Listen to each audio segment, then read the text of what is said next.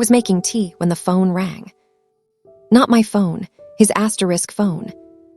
I'd know that ringtone anywhere, that soft, ascending chime he'd set years ago and never changed.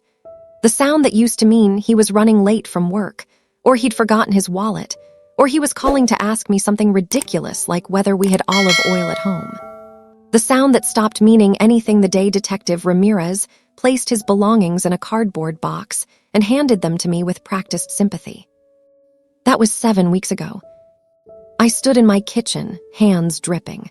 The kettle steamed behind me, and somewhere in the house, in the drawer by his desk, where I kept things I wasn't ready to pack, his phone rang on a Friday evening at 7:43 p.m. My heart didn't jump, it stopped. I walked to the drawer like I was moving through water. My hands were still wet. I didn't dry them. When I opened the phone, it was already unlocked as if he'd just set it down. The screen showed an incoming call from a number I'd never seen before. Blocked. Encrypted. Something about it looked wrong. I watched my thumb tap the accept button. I didn't know I was doing it. Hello.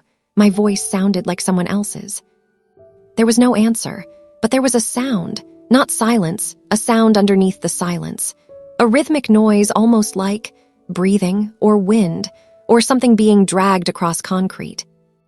Then it stopped. The call disconnected. I held the phone against my ear for 5 full seconds after the line went dead. My tea was getting cold. My hands were shaking, and I couldn't shake the thought that had just bloomed in my chest like poison. Michael wouldn't do this. Michael would never do this. But what if? What if something was very wrong with what I'd been told? My name is Sarah Mitchell, and I've spent the last 15 years trying to love a man who was slowly disappearing into himself. Michael was the kind of person people described as brilliant. He worked in cybersecurity, high-level stuff that he barely explained, and I'd learned not to ask about. It was the type of career that meant he'd suddenly announce he'd be working late, sometimes for 2 or 3 nights running. He'd come home exhausted, showering immediately, moving through the house like a ghost in a business suit. I'd built a life around those absences. I filled them with my work as an architect, with friends, with the small rituals that keep a woman sane when her husband exists in a different time zone, mentally speaking. We loved each other. I want to be clear about that. Love isn't always loud. Sometimes it's the small comfort of another person in your bed. Sometimes it's the certainty that when the worst day comes, they'll be the person you want to face it with. Michael and I had that. But the last year before he died was different. He was different. He'd started checking over his shoulder more, not visibly, not in the dramatic way, but I noticed. The way he'd position himself at the dinner table so his back was to the wall. The way his eyes would track the doors of restaurants. He'd take his phone everywhere, even to the shower. He'd delete his browser history obsessively. When I'd ask, "Hey, everything okay at work?" he'd say yes, and then he'd change the subject. The subject would always be about me, my job, my family, my life. I thought he was protecting me from the details of his work. That was what I told myself. I was wrong about that. 3 months before he died, Michael bought a second phone. I found it by accident. He'd left it charging in his car beneath the driver's seat, hidden under a jacket. I wasn't snooping. I was looking for the reusable shopping bags he borrowed and forgot to return.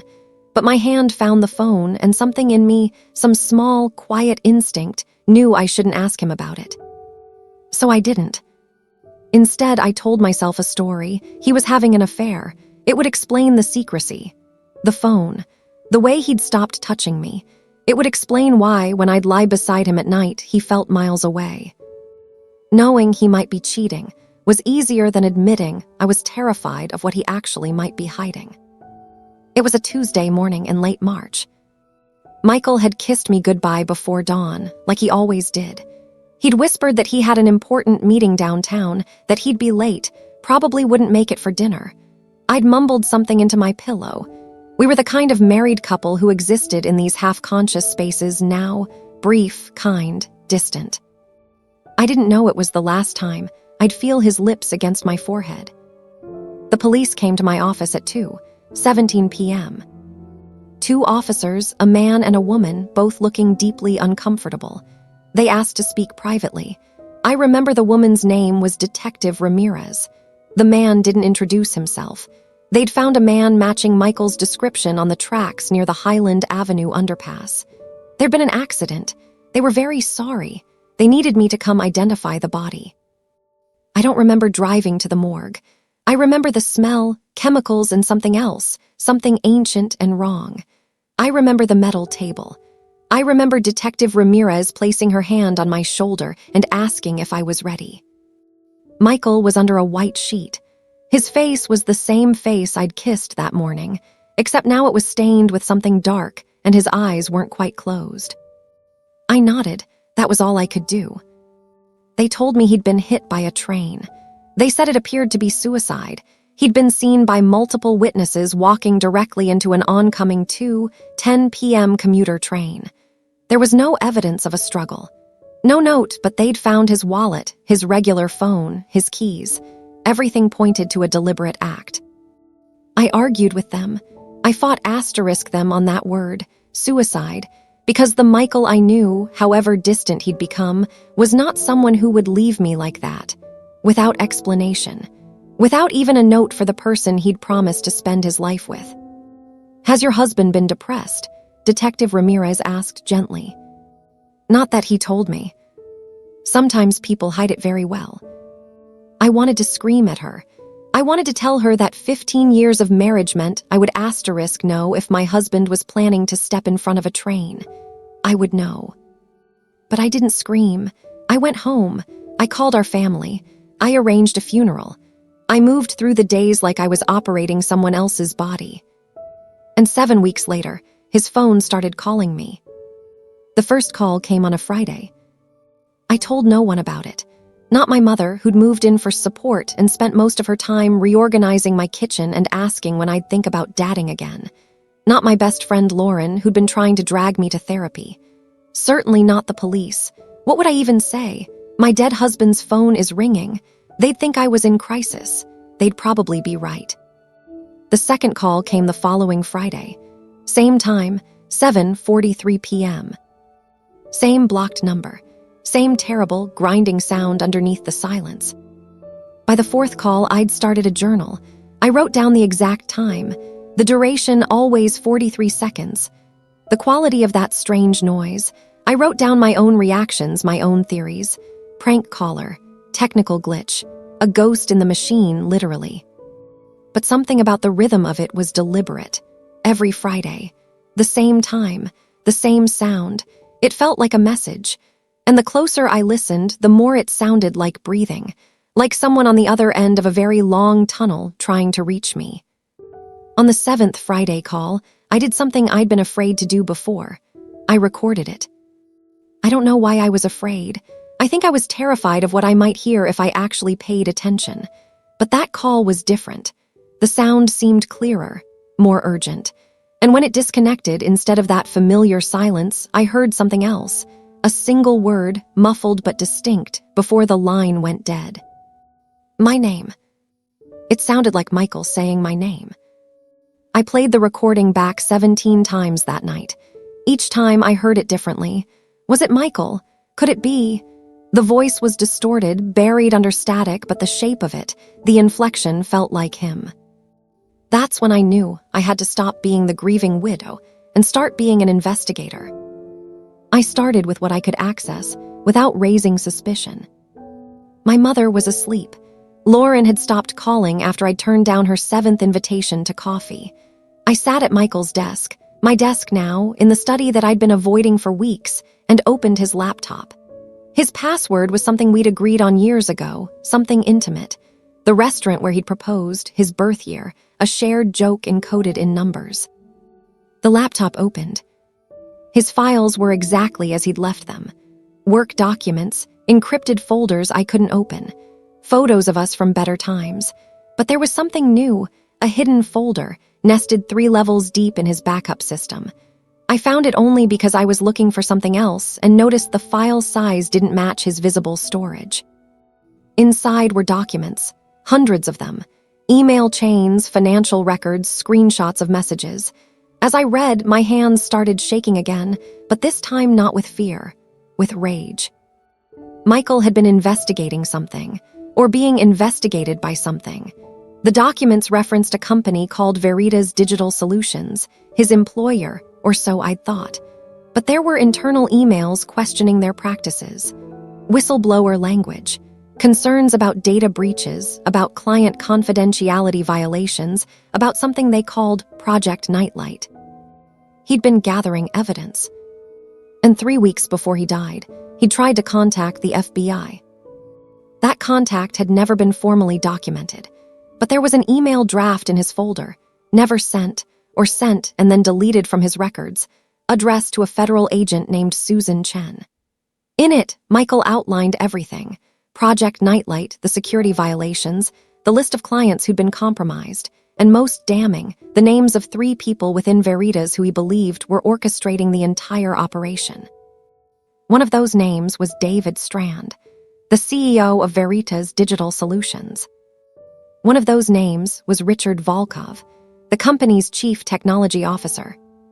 The third name was someone I'd met at company events, James Petrie, the director of operations. Michael's email said they knew he was talking to the FBI. He said they'd made threats. Subtle ones, comments about how accidents happened, how people sometimes did unpredictable things when they were under stress, how suicide was statistically likely among whistleblowers. The email ended with him saying he was taking precautions, that he'd arranged for certain documents to be released if anything happened to him, that he was scared. And then nothing. The folder contained nothing after that date. No follow-up emails, no updates, just silence. My husband had been murdered. I knew it with a certainty that made my stomach fold in on itself. The police had called it suicide, but they were wrong.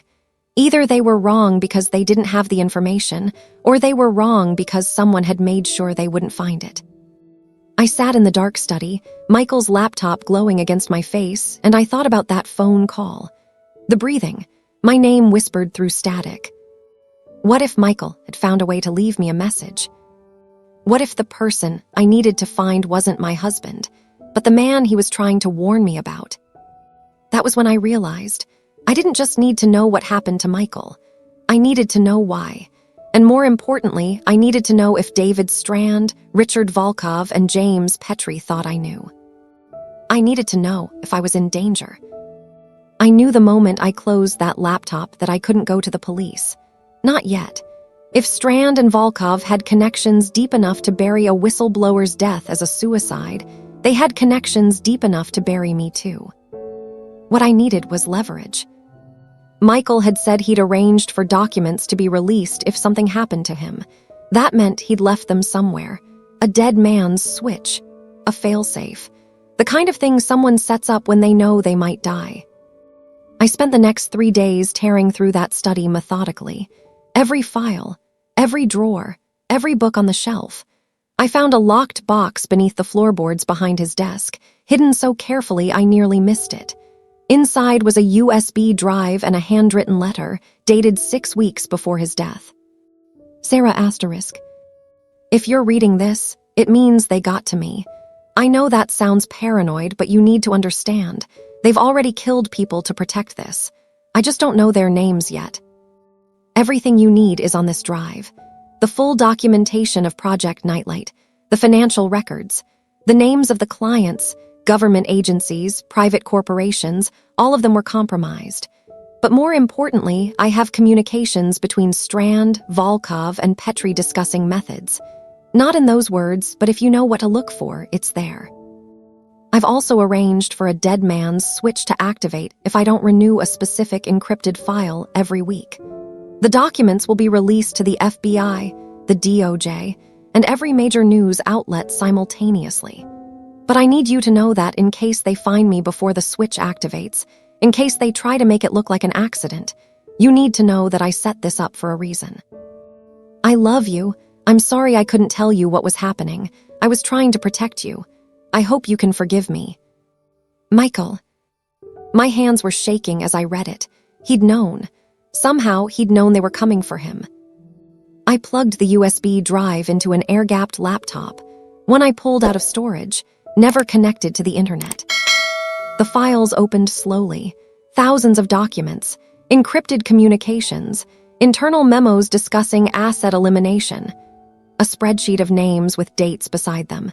7 names, 7 dates. Beside each date was a single word, resolved asterisk. Michael's name was not on that list, but 7 other whistleblowers were. I realized, reading through those files, that Michael had been part of something bigger than I'd understood. Veritas Digital Solutions wasn't just stealing data. They were operating as a private intelligence apparatus, selling secrets, manufacturing evidence, and eliminating threats to their operation. For years, decades maybe. And Michael had been a small piece of a much larger machine before he'd started asking questions. The question now was, why had they taken so long to come for him? Why hadn't he been on that asterisk resolved list? And then I found it, a memo dated 4 days before his death, from David Strand to Richard Volkov. R.E. Mitchell, final decision. He knows too much and the FBI contact will create complications. Recommend we accelerate timeline. Make it clean, no loose ends.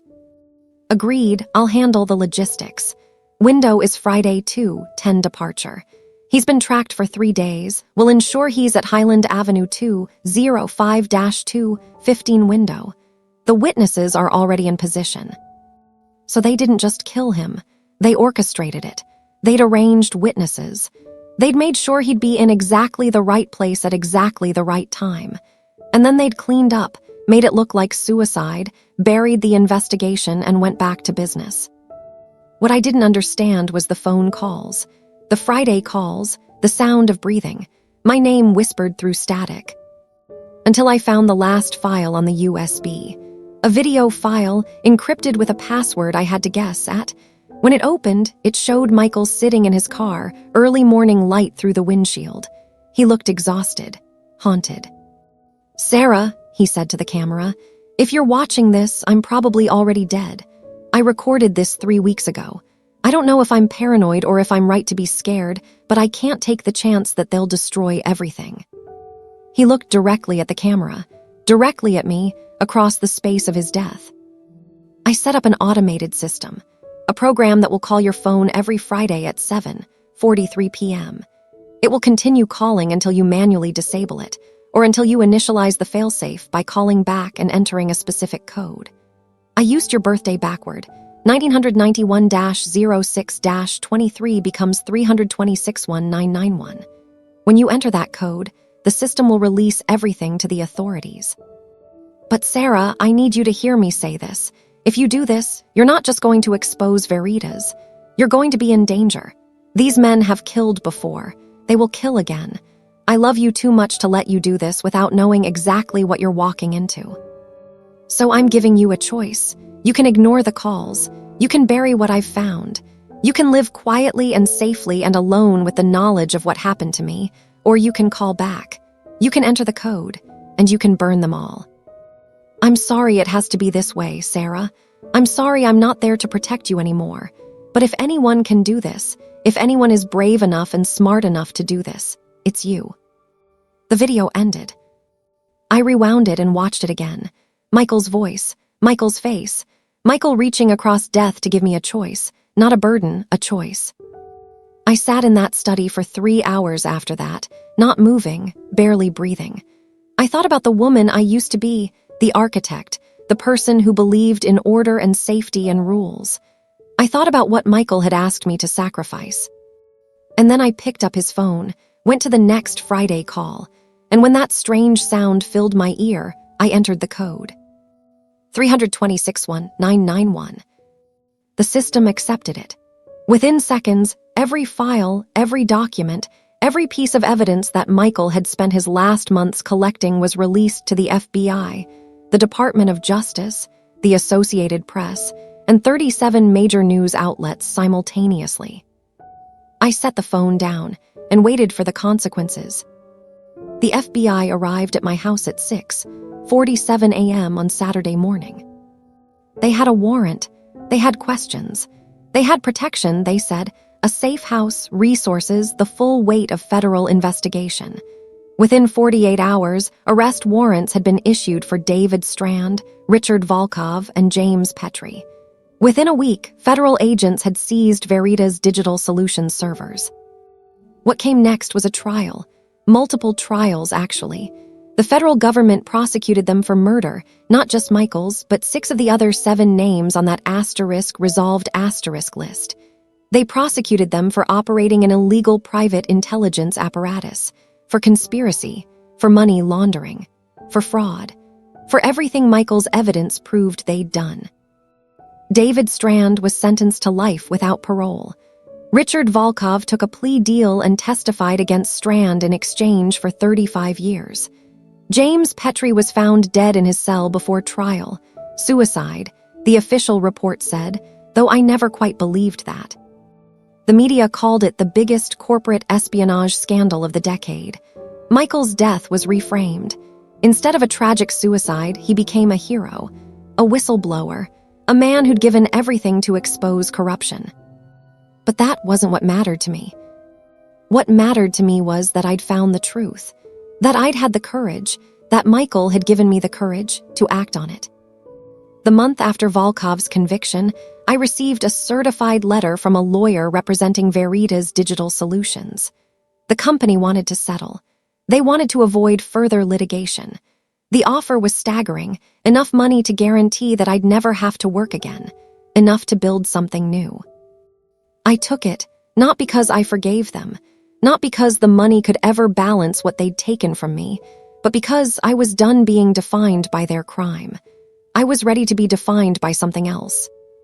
I left the house where Michael and I had built our life together. It held too many ghosts. I donated most of his things to charity, his clothes, his books, his laptop, everything except a few photographs and that handwritten letter. Those I kept. I started working again. Not architecture. I couldn't face the precision and order of that world anymore. Instead, I became a consultant for a nonprofit that helps corporate whistleblowers stay safe. It was harder work and less lucrative, but it mattered in a way my previous career never had. I traveled. I read books I'd never had time for.